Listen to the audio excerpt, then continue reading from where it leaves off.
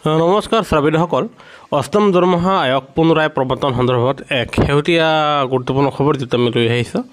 আৰু যিটো শ্ৰোতাসকলে এয়া চাব, এয়া ডেটটো দিয়া আছে যোৱা 7 জুলাইৰ শেহতীয়া খবৰ।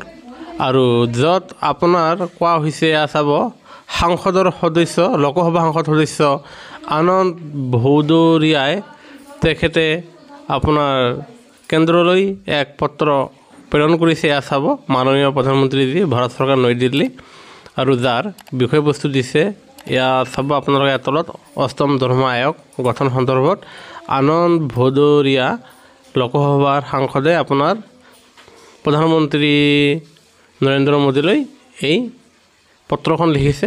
আৰু এই পত্ৰখনত কৈছে যে বৰ্তমান সময়ত মূল্যবৃদ্ধিৰ প্ৰতি লক্ষ্য কৰি অষ্টম দৰমহা আয়োগ গঠন কৰাৰ সময় আহি পৰিছে।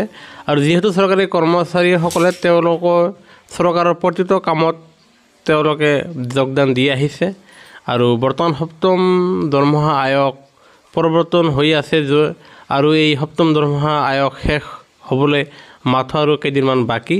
সেয়েহে যাতে সময়মতে অষ্টম দৰমহা আয়োগৰ সুবিধা 2026 চনৰ 1 জানুৱাৰীৰ পৰা কৰ্মচাৰী পেঞ্চনাৰসকলে লাভালাভ পাব পাৰে, তাৰ কাৰণে মূল্যবৃদ্ধিৰ প্ৰতি লক্ষ্য ৰাখি বৰ্তমান সময়ত অষ্টম দৰমহা আয়োগৰ সেই কমিটিখন গঠন কৰি দিব লাগে।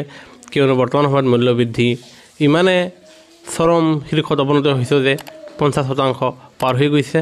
তেনেস্থলত লোকসভাৰ সাংসদজনে প্ৰধানমন্ত্ৰী নৰেন্দ্ৰ মোদীলৈ এই পত্ৰযোগে অষ্টম দৰমহা আয়োগৰ কমিটি অতি শীঘ্ৰে মূল্যবৃদ্ধিৰ প্ৰতি লক্ষ্য কৰি কমিটিখন গঠন কৰি দিবলৈ ইয়াৰে অনুৰোধ জনাইছে।